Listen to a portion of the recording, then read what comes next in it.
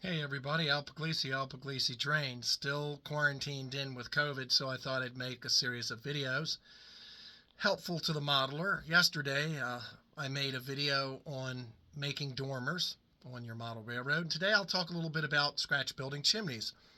One of the things I'm doing here at home is I'm solo building a big O-scale building, the Pugsberry Bakery, Howard Zane designed, and I've been building that solo here at home.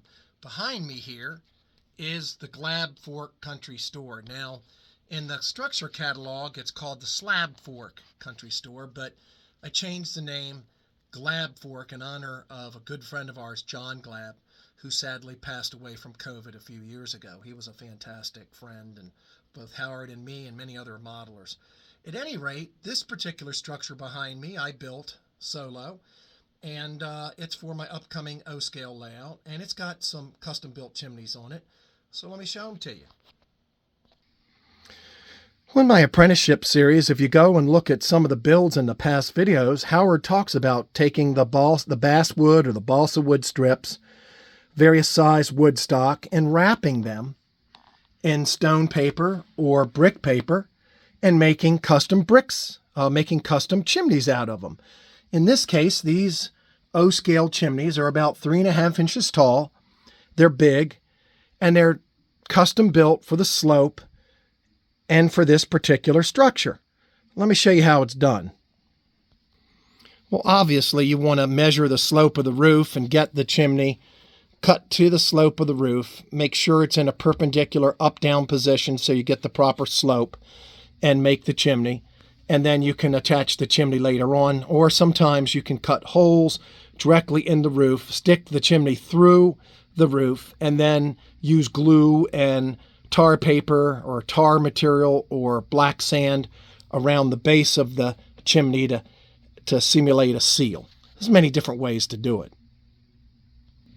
Here's a quick shot of a little bit of residue and crap around the bottom of the chimney that you can put in.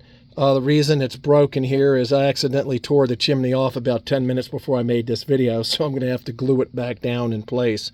But you can use sand or you can use simulated tar around the bottom of the chimney to give it that look if you wanted to. Over here, my scratch-built school at Cass, I used some more of the paper-wrapped chimneys, custom-made, because this was an oddball size. They were really large chimneys. They weren't readily available in O-scale, so I went ahead and scratch built them using the method that Howard showed me that I'll show you upstairs. And let's pan away from this and take a look at some more. Here's another example of taking some basswood stock or balsa stock and cutting it down to the size that you need, wrapping it with some brick paper. In this case, these were pieces of wood. I ascertained what size I wanted. They're about 1 inch long by about maybe 3/4 of an inch or 1/2 inch wide. And I've wrapped them with Faller brick paper. And I used some smaller cut stock to simulate the chimney caps and sprinkled the black sand on top to simulate the load of crap you see on top of the chimney. And I was quite happy with the way these chimneys came out. And my total cost for making all these chimneys was, oh, hell, I don't know, maybe $3 or so. Just very inexpensive. But because I couldn't find the right kind of chimney to buy, I scratch built. These are more examples of some of the scratch built chimneys that are pretty large in size. But again, they had to be made because there was nothing that I could find commercially available that I was happy with for the roof of this particular structure. So I decided to go ahead and use the wrapped basswood, balsa wood stock, and I decided to make my own chimneys. Again, these are HO buildings here.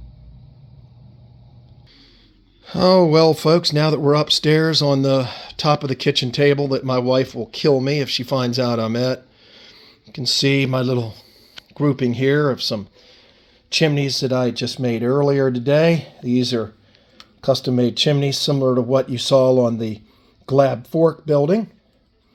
Essentially, you take your wood stock and you ascertain the height and the width you want. In this case, this particular chimney was actually 2 pieces of stock glued together, about 3.5 inches tall, and simply wrapped, cut at the right angle, and simply you place the stock in whatever paper you're going to use, whether it be stone or brick. And what I like to do is I like to place the stock in the paper. I like to place it in. I like to mark with a pencil the lines, and then I fold the paper over to pre-fold so that when I stick the chimney in and I begin to wrap, it's tight, it glues on, and it makes a very tight, very even appearance on the chimney. And what do I do is you can use a contact cement on the wood, or you can use Walther's goo. You simply coat the chimney with the goo or the contact cement and insert it in the wrap and fold the wrap over and tightly wrap and glue and make sure everything is tight, and voila, you have a beautiful chimney once it's dry. And then what I'll do is I'll take some wood or some styrene and build out a cap for the chimney, simply out of wood or styrene.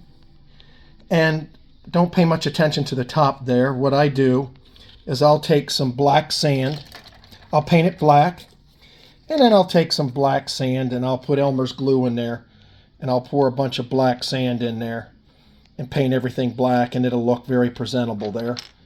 And you've got your chimneys. Now, these were made from 4 pieces of this wood stock. These are pretty good sized chimneys here. These are about 4 inches by about 1 inch. These are big, and these are going on that industrial bakery when they're done.